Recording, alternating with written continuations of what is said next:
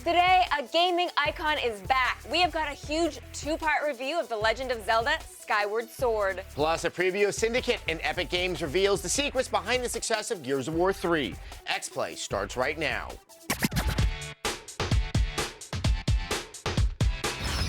Hello and welcome to X-Play, the show we make when we're not playing Skyrim. I'm Morgan Webb. And I'm Adam Sessler. I like to put baskets on the heads of townsfolk. Coming up, we've got a preview of Starbreeze's new take on Syndicate. This is not an old-school isometric strategy game.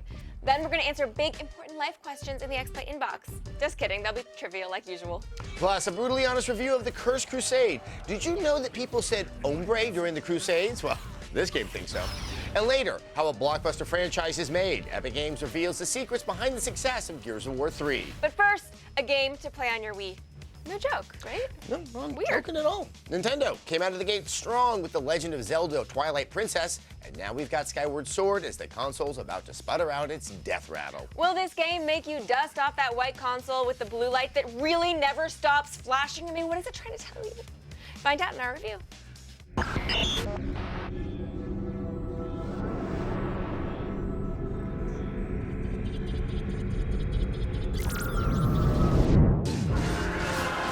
The Wii's life ends as it began, in Hyrule.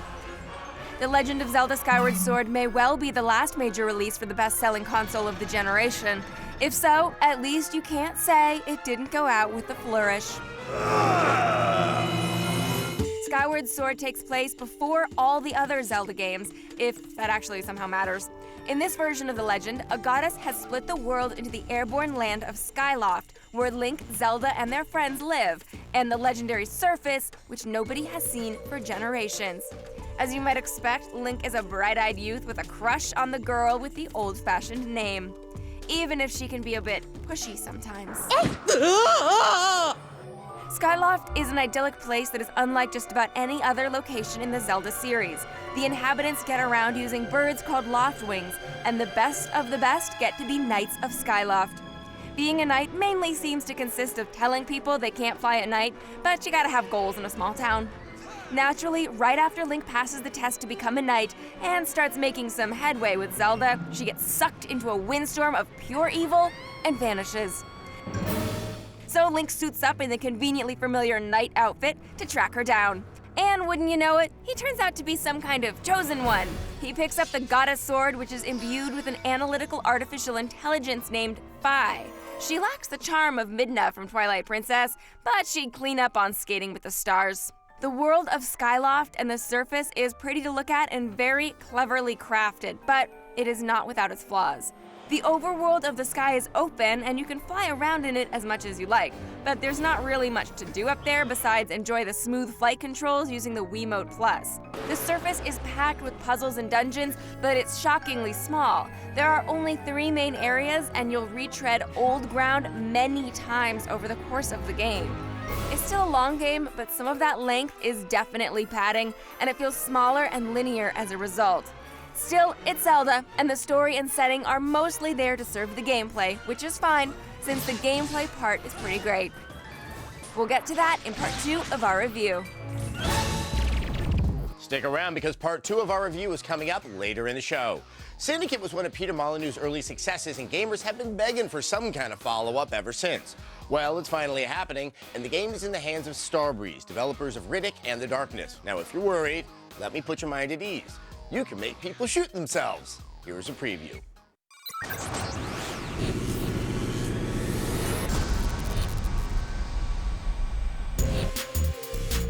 In 1993, the original Syndicate was released, but that was a long time ago. In 2011, Syndicate is back, just when we needed it the most. Mission clock on. It's really an IP that, hasn't been touched upon in a very long time. There's a lot of futuristic games, there's a lot of core shooters, but essentially, this IP hasn't been touched upon. We wanted to bring it back. It was important to a lot of players. It was important to a lot of people. It was important to us. EA found a great partner in Starbreeze to kind of bring that in and bring this IP back. And essentially, the whole business is war tagline hasn't been used, and we love it, and that's why this IP is back.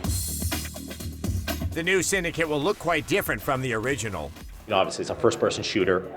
But the thing is, first-person shooter is the genre of today. We're able to tell that story in a first-person perspective and still keep those core tenets of the original. Initializing surgical subroutines. The original was you're a CEO in an isometric view looking down at these agents, controlling their brains and making them do all your evil biddings. Now, you get to relive the story and understand things from a perspective of one of the top, augmented agents for the largest syndicate. So you get to see it from a completely different perspective. Which brings us to the environments.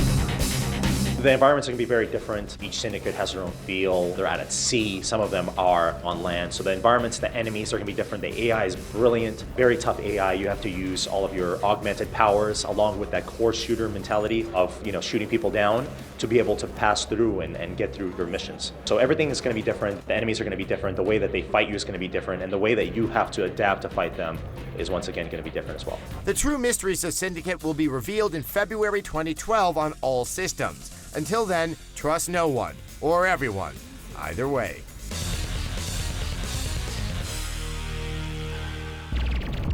Coming up on X-Play Part 2 of our Legend of Zelda Skyward Sword review, plus Epic Games reveals the origins of Gears of War 3's Beast Mode, and we'll review The Cursed Crusade. Will this action RPG make you put down Skyrim? Hell no, cause it's garbage! Maybe the worst game ever. God, it's bad. But first, let's see who's dominating today's leaderboard for Call of Duty Modern Warfare 3, fueled by Mountain Dew's Rank Up experience. Just grab some specially marked Mountain Dew, log on to dewxp.com, enter your code to double your XP, and get to the top of the leaderboard so your gamertag can be on X-Play. Be coming for you. Enjoy this power while you have it. Hey, welcome back to the show. Remember when I used to pretend to read emails off that old busted-ass laptop? Those were the days. Now I got an iPad, which means it's time for the X-Play inbox.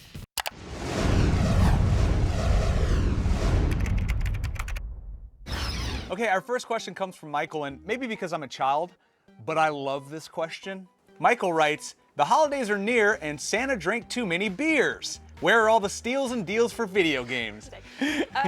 Okay, so next week we actually have the X-Play's Holiday Buyer's Guide. We're gonna have great games, and we're also gonna talk about some great deals. Now, one suggestion, Mass Effect 3 comes out early next year, so it's a good time to pick up Mass Effect 2 because it's only $20. Exactly, that is a great gift, and that's a gift with a lot of gameplay for them. Exactly. That money.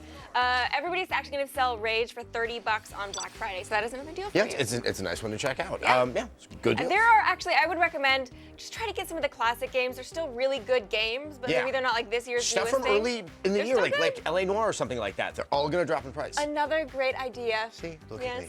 We're so smart here. Next, Ascended Thor writes, hey guys, between Modern Warfare 2 and Skyrim, which would you think has a better chance at Game of the Year? I'm going to venture a guess on this Why one, don't and you this go- isn't prophetic. You go I'm ahead. going to say Skyrim because Skyrim came out this year, and Modern Warfare 2 came out in 2009. Right. However, okay, but to the spirit of the question, I assume that he is talking about Modern Warfare 3. I guess so, yes. And we're just gonna have to see.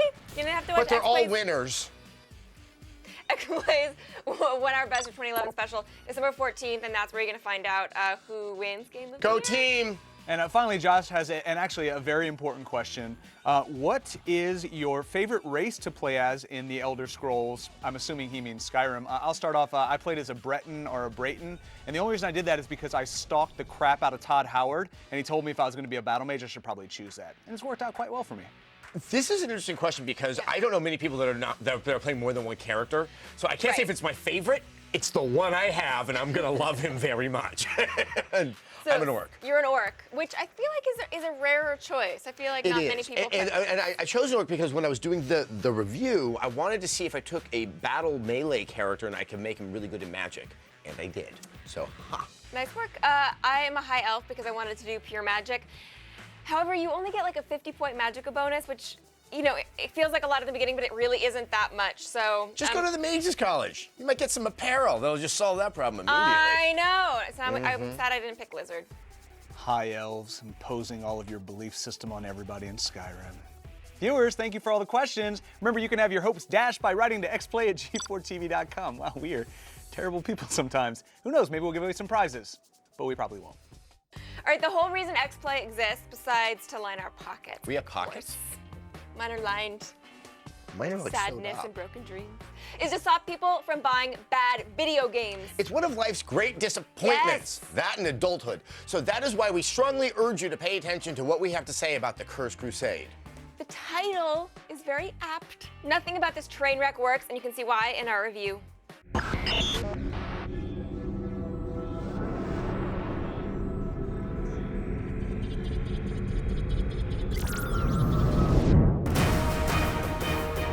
At the beginning of the 13th century, the Children's Crusade formed when a group of peasant teenagers decided to take back Jerusalem from the heretics occupying the area. Those who survived the trip across the Alps and subsequent shipwreck were captured and sold into slavery. The only good news about the whole trip would be that they wouldn't be forced to endure the Cursed Crusade.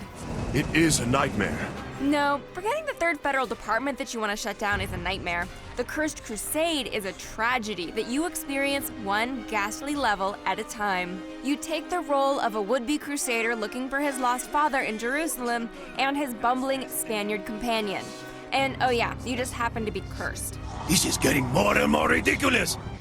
The game smacks you across the face with cutscenes every 5 minutes. Some action sequences don't even last as long as the cutscenes surrounding it. They're not even done well. Aren't you going to need a squire? Here's an example of a level. You start off in a cutscene explaining why you're in a boat. You hit land. Cutscene. Fight a couple of guys. Cutscene. Do we get to fight again?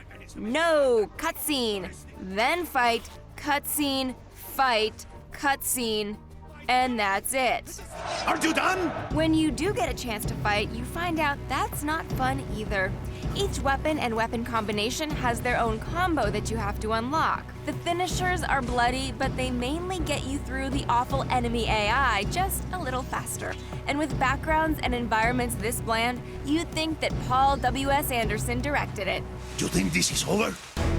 And when you get tired of all the glitches, you start to look forward to the cutscenes, which only remind you why you hated them in the first place. Not this again. It's digital Stockholm Syndrome. The only nice thing I have to say about the Cursed Crusade is that you can skip the cutscenes.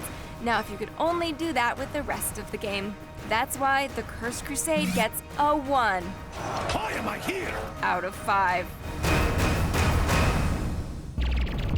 Somebody got up in the morning, went to work, and their job was to make that game. Wow. I'm sure that game will definitely make an appearance on the Golden Mullets this January. After the break, 2 games that don't suck. We've got part 2 of our Legend of Zelda Skyward Sword review and the secrets behind the success of Gears of War 3. We'll be right back. Welcome back. Gears of War 3 is one of the year's best-selling games, and it isn't just because people like roided-out soldiers and chainsawing. Okay, that's part of it. The success of the series is due to the consistently solid work of Epic Games and a couple of happy accidents along the way. It's been over a month since we got our grubby little hands on Gears of War 3, and time has flown by. That's because we've been having so much fun playing through the game's campaign and multiplayer modes. That's what I like to see out there in the field. To discover their secrets of success, we talked with the game's creators. I'd say the biggest lesson we learned in creating Gears of War 3 is to make a game that is polished, that works day one. From the very start on Gears 3, we knew that we wanted to be the 4-player game, the co-op game that you played with your buddies online. And so that really shaped everything. Miracle we didn't get killed. In Gears 3, because we'd already done here's all the stuff we wanted to put into Gears, now it's a lot more about nuance and subtlety. It's interesting to hear developers use words like subtlety and nuance when describing a macho, action-packed game. But that shows how differently the people at Epic think. I'd say the biggest leap from Gears of War 2 to Gears of War 3 is the online working. And not only working, but being a very deep multiplayer suite. Gamers will buy a game initially for the campaign, they'll burn through it in 2, 3, 4 days, and then often they'll return it or they'll trade it in. We don't want that to happen anymore. You count on that. Beyond a deep multiplayer experience, the game makers worked hard to create the most beautiful world they could. For Gears 3, what we wanted to do was take the technology and advance that. You'll want to see this. And from an artistic standpoint, the underlying philosophy was let's pump more color in there. Yeah, he's got the fork fitted out real nice. Their willingness to try new things led the team to create a brand new experience, Beast Mode, where you control waves of monsters attacking human heroes. So whenever you're making a game, there are these kind of aha or eureka moments that wind up happening. Lee Perry had actually done the possess command, which is an Unreal Engine ability to take over creatures and things like that. And he saw that when he possessed all these locust creatures, they largely just worked. And I realized that I can say, hey, let me control this wretch. And suddenly I was running around as a wretch, and the camera worked, and the dude worked, and his attacks worked. And then I made this video of me running around as all these creatures, and so much of it just worked. And everybody I showed that video to was just like, dude, this is like 90% there. It's those kind of innovations that push Epic forward. And for an extra dose of heartwarming triumph, the developers played Gears of War 3 together with their sons. I just sit there and watch him play, and he loves it. He loves having me there. He's 11 years old now, and he has a great time with it. He thinks it's fantastic. He finished the campaign. He gave me a hug. He said, "Dad," he goes, "Gears of War is the best game I've ever played," and that like melted my heart. It was amazing.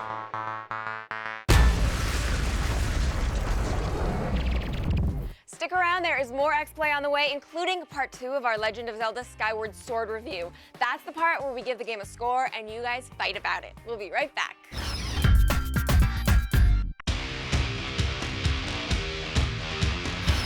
Welcome back. Earlier in the show, you saw part 1 of our Legend of Zelda Skyward Sword review, and now it's time for part 2.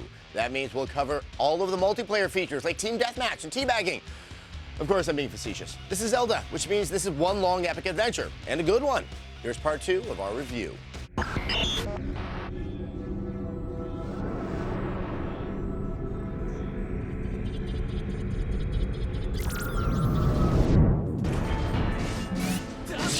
We'll admit it, we were a little skeptical of The Legend of Zelda Skyward Sword's heavy reliance on motion controls. Would they enhance the game or knock it flat on its back? I'm happy to report that the controls are so good, it actually came as a bit of a shock, like a surprise bird in your window. Skyward Sword significantly changes up how you interact with Link. Most prominently, his sword is controlled by the Wiimote, and in fact, you can move it around one-to-one, which is surprisingly satisfying. Actual swings lock the sword into one of 8 preset attack animations, but this is used to the game's advantage. Many enemies demand precise use of the sword's angles. In fact, the first boss will actually take your sword away if you're too sloppy about it. He also does this really creepy tongue thing. You will have to become skilled at using the Wii Motion Plus with precision to succeed, and this is a very welcome level of challenge. Link also picks up a large arsenal of gadgets and tools, many of which are not new to the series, but you've never controlled them like this before. Each has a distinct and solid feel, and using them is never frustrating. Dungeon design is top quality, and many of the puzzles you encounter make direct use of the motion controls, like these eyes you have to make dizzy by swinging your sword in a circle. Some elements are bogged down by that padding problem, though. Link's shield can now break if it's overused, forcing you to run back to the Skyloft store to buy another one. You'll also collect a bunch of crafting items, which are used to upgrade items in a grindy and not fun crafting system that doesn't really seem to fit in a Zelda game. If all Wii titles had motion control integration this seamless and smooth, a lot of the complaints about the system would have never come up. The Legend of Zelda Skyward Sword gets a 4 out of 5. Well, there you have it. As expected, another solid Legend of Zelda game, but it's really not a huge evolutionary step forward for the series. No, and it's important to note, this is a good Zelda game. It's just not the best. I think the best way to look at it is it's kind of a step backwards for a franchise that really helped create the open world game. Right, but a step forward, though, as far as motion control is concerned. Miyamoto, when they announced the game at E3, he said, hey, we built this surrounding Wii Motion Plus. It plays fantastically in this game, and it's very important because how you hold the sword does make a difference because every boss battle, or every battle in general, is really its own puzzle. And I think it's important. You need Motion Plus to play this game. Absolutely. I guess the one other thing is there are these light RPG mechanics, so you can kind of upgrade stuff and your shield can break. What this unfortunately does is it leads to deaths and a lot of backtracking. That's one of the downsides of the game is you're revisiting a lot of locales a lot, like in the DS games. Right. But again, a solid entry into the series. Definitely play it. And here's a look at what's coming up on X-Play. Tomorrow, we've got even more reviews of the fall's biggest games, including the cross-country racer Need for Speed The Run and the co-op platformer Rayman Origins. Plus, we'll preview the downloadable Shank 2 and visit Infamous 2's Festival of Blood. Plus, Kristen Adams has a cheat for Warhammer 40K Space Marine. You're excited for Rayman? Yes. I mean, I think also, there's so many good, vast games. Yes. Having something linear and directed and visceral. And adorable. Thanks for watching X Play.